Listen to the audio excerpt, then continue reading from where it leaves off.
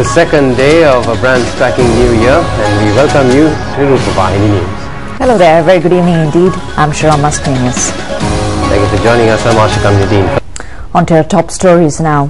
President Mahinda Rajapaksa said that the 2014 should be made a year without intoxicants, the consumption of food items. Or rather, the President said that the world youth unrest will be removed from the lexicon by eliminating unemployment. The main cause for the youth unrest is unemployment. The government has given priority to eliminate unemployment. The President made these comments addressing the function held at the awards appointment letters for state management assistants at the Sugatadasa Indoor Stadium today. 2,700 new appointments were offered for the State Management Service. The qualified personnel was selected through an open competitive examination covering all the districts. The function was organized by the Ministry of Public Administration and Home Affairs. The President said that it is the policy of the government to strengthen the public service and hold confidence in the public sector.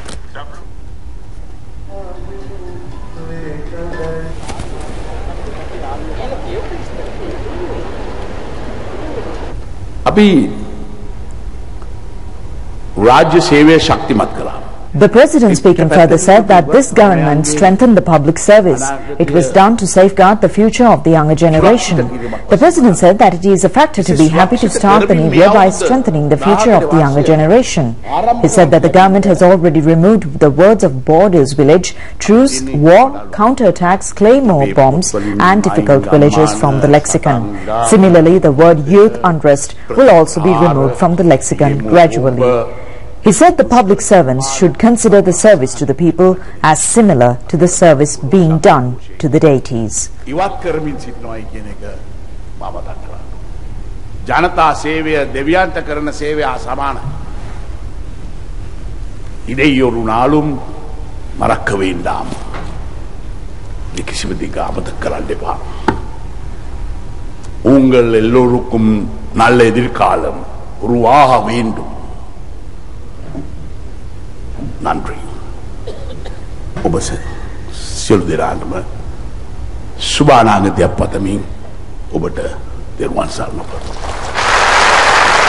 The Minister of Public Administration and Home Affairs WDG Senaviratne pointed out that the present government increased the public service from the then 600,000 to 1.3 million at present.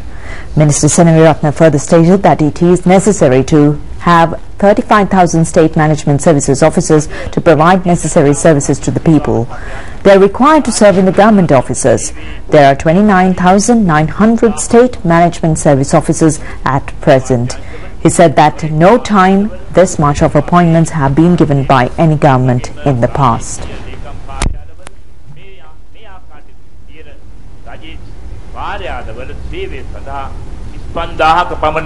කළමනාකරන සේවක සංඛ්‍යාවක් අපිට අවශ්‍යයි. අද මේ රටේ ඉන්නවා 29900ක්. ඒකට මේ සංඛ්‍යාව අපි පවත්වාගෙන එන්නේ පෞද්ගලික අවුරුදු ගණනාවක් තිස්සේ විශේෂයෙන් මේ ජනාධිපතිතුමා බලයට ආවට පස්සේ මම හිතන්නේ නැහැ අපේ ඉතිහාසයේ කිසිම දවසක මෙවැනි සංඛ්‍යාවට එකවර රක්ෂා. Deputy Minister Vijay Dahanayaka, Secretary to the Ministry P.B. Abekun and family members of the recipients of the new appointments attended the function. Meanwhile, the Information Communication Technology Agency informs that a national certifying authority has been established to ensure the safety of computer-based information in the country. Various opinions were recently expressed in Sri Lanka and in several other countries on the safety of computer-based information. Accordingly, the new authority has been established under Clause 18 of the Electronic Dealings Act. In order to operate and administer this authority, a team of officials with the co-chairmanship of the Central Bank of Sri Lanka and the Information Communication Technology Agency have been appointed. Additional Secretary to the Ministry of Defence, Rohana Senaviratne, and Director General of the Sri Lanka Telecommunication Regulatory Authority, Anusha Palpita, are also members in this team. The establishment of the new authority will facilitate not only the safeguard of computer-based information of the government sector, but also such information of banks, corporations, the justice system, as well as the private institutions. Assistance of the Sri Lanka Computer Emergency Reaction Guild was also provided to the new National Cyber Protection Authority. The Divinagama department will commence its public services tomorrow. The objective of establishing this department is to alleviate poverty from Sri Lanka and to implement development projects to ensure social justice. The Divinagama department has been established by amalgamating 5 institutions including the Samudhi Authority, Upcountry Development Authority and the Southern Development Authority. More than 25,000 employees of the 5 institutions were absorbed to the department as public servants. The theme of the department is a prosperous abode and a flourishing motherland. The department is entrusted with the task of expediting national development, providing financial assistance through state banks for enhancing life standards of the people and to establish a social protection network. The Divinagama projects will cover almost all sectors including agriculture, livestock development, small industries and fisheries. More than 5,500 domestic industrial units will come into operation under the Divinagama department. More than 30,000 entrepreneurs have been provided training for this purpose. Nearly 16,000 beneficiaries have been provided technical know-how and financial assistance for engaging in inland fisheries activities. They have earned an income of more than 950 million rupees. The livestock development and liquid milk production sectors have also achieved significant progress. These sectors will be further developed under the Divinagama department. It is the objective of the government to enhance the living standards of the people economically. Construction of the second stage of the Mihindu Senpura multi-storied housing complex in Dematagota has begun. 610 housing units will be constructed under this stage. The project was started with the objective of providing houses with all modern facilities and more space instead of crowded dwellings to low-income earning families within Colombo city limits. The land area for the new project will be 3 acres and it will be completed within a period of 2.5 years. The project will be implemented under the supervision of Defence Secretary Gotabaya Rajapaksa. The Director General of the Urban Development Authority, Nihal Fernando, and several other officials laid the foundation stone for the new project. The first stage of the project was vested with the people under the patronage of President Mahinda Rajapaksa on the 18th of November. There were 500 housing units under the first stage. The Urban Development Authority said that each housing unit of the first stage was valued at 6.7 million rupees.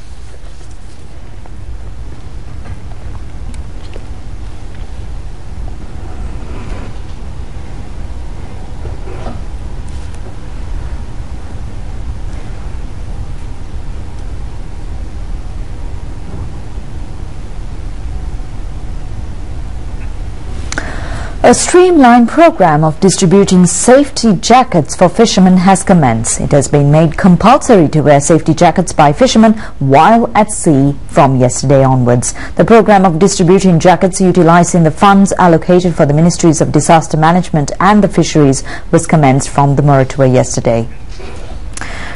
The lives of fishermen who enrich the country with fishing resources were in acute danger. The country lost several fishermen due to various natural disasters. Due to this, the special attention of the government was focused to safeguard the life of fishermen.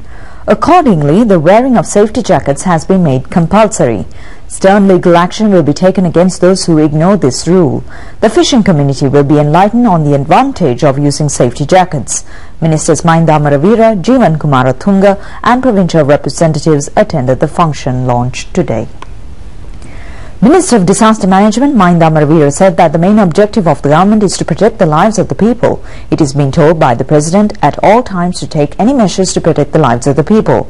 Under the assistance of the President, our ministry together with the Ministry of Fisheries have implemented many programs to enlighten the fishing community about safety measures.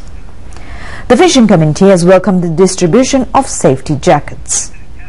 In the recent past, there were no safety jackets. It is because of that a boat capsized in Panadura of 3 of our fishermen died. The woman of the fishing community said that her husband is involving in fishing activity for the last 20 years and he is over 60 years now. Another fisherman pointed out by safeguarding the fishermen, their families could be protected. Another fisherman said that they are happily to accept the safety jackets provided to them.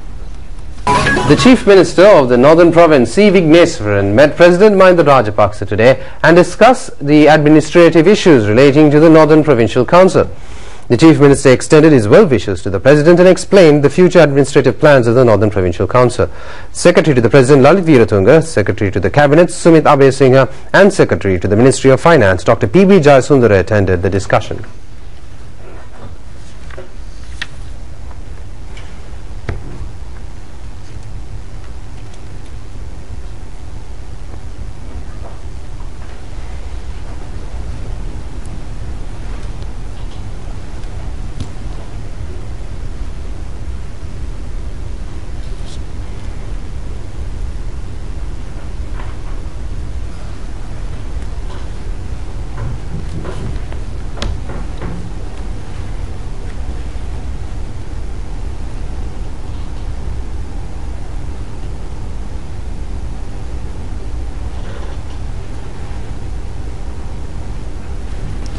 The Archaeological Department said that the copper artillery discovered from the seabed in the Colombo port could belong to the 14th or the 18th century. It is believed that this artillery was in the vessel that had been sunk in the Kolomtota during the colonial period. It was Vasco da Gama who discovered the Oriental shipping line in 1497. Subsequently, Sri Lanka became subjected to the invasion of the Portuguese in the 1505. During that period, or in the periods after that, copper and iron artilleries have been used as naval attack weapons. It is the opinion of the archaeologists that artillery attacks have been carried out to pierce the vessels and sink them. There are evidence that large stones have been used as ammunition of the artilleries. The copper artillery discovered by the private company carrying out the port development activities has now been handed over to the Archaeological Department. The archaeological value of this discovery is that it helps to identify the period as well as the nature of the invaders through the metals being used and the shape, type of the artillery. The Archaeological Department is to conduct a chemical test to determine the time period of the copper artillery. The Director General of Archaeology, Dr. Senarat Dissanayake, said that after the investigations are over, the copper artillery will be handed over to the Naval Museum in Trincomalee. The Director General of Archaeology, Dr. Senarat Dissanayake, said that taking into account of the metals being used and the technology that had been employed for the manufacture of this artillery, it is clear that this artillery belongs to the period from the 14th to the 18th century. He said that there is no doubt that the colonial forces may have used this artillery for military purposes centering the Colombo harbour. Meanwhile, more than 300 employees of 3 industries in Horana, Kiriyalla and Padukka were hospitalized due to food poisoning. The Ministry of Health informs that the majority of them have left hospital after preliminary treatment. Health Services Director of the Western Province, Dr. Amal Harshite Silva, who conducted preliminary investigation, said that chicken consumed the previous night from the private catering institution could have caused the food poisoning. It was reported that the conditions of the employees admitted to Horana, Homagama and Paduka hospitals are not serious. The private catering institution has been sealed. Police media spokesman SSP Ajit Rohana says that the owner of the catering institution has been taken into custody.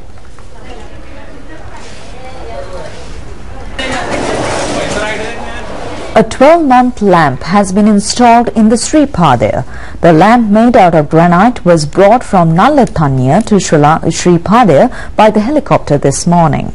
The step to install the 12-month lamp in Sri Padamaluwa has been taken on the concept of the chief incumbent, the Sri Padasthaniya Venerable Bengamuye Dhammadinna Nayaka Thero.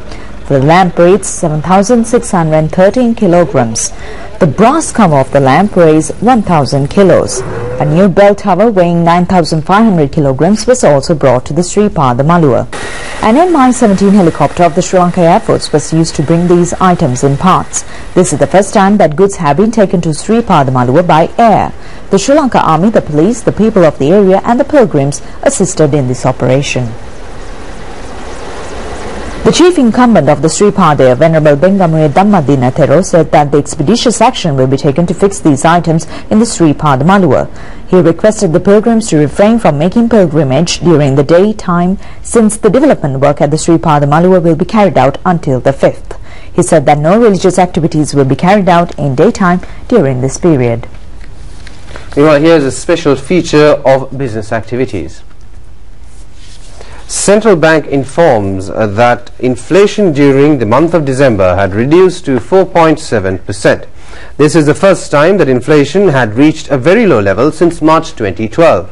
Sri Lanka has been successful in maintaining inflation at a single digit for several years.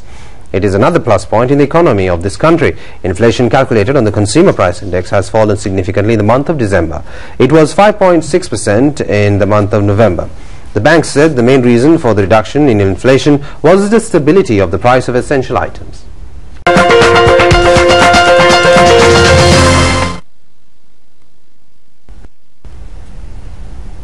Welcome to Sports News with me, Masha Dhamavardhana. The Sri Lankan team batting in the second innings on the third day of the first test against Pakistan has scored 186 runs for the loss of 4 wickets. The Pakistan team scored 383 runs in the first innings. The match is being played at Sheikh Zayed International Cricket Stadium in Abu Dhabi. Today was the third day of the match. Yunus Khan and Misbah-ul Haq of Pakistan team scored 136 and 135 runs respectively. The other Pakistan batsmen got dismissed for low scores. Shaminda Eranga took 3 wickets for 80 runs. Ranganahera took 3 wickets for 93 runs and Suranga Lakmal took 2 wickets for 99 runs. The Pakistani score was 129 runs, more than Sri Lankan's first innings score of 204 runs. The Sri Lankan opening batsmen Dimuth Karunaratne and Kaushal Silva gave a good start for Sri Lankan team. Kaushal Silva scored 81 runs and Kumar Sangakkara contributed to increase the Sri Lankan score by scoring 55 runs. The second semi-finals of Under-19 Asian Cup Cricket Tournament was played in Dubai today between Sri Lanka and India. The Indian team won the match by 3 wickets and became qualified for finals. Sri Lanka scored 223 for the loss of 8 wickets. Hashan Dumidu scored 60, Kushal Mendis 52 and Piyumal Pereira scored 34. Kude Pyadev took 3 wickets for 49. Sri Lanka bet Malaysia and Bangladesh in this tournament. The Hopman Cup tennis tournament is now being held in Australia. The French player won the women's single play against the United States. The French team also won the mixed doubles. The final of the tournament will be held on Saturday. And with that we end tonight's bulletin. Thank you very much for joining us. Have a pleasant evening. Good night.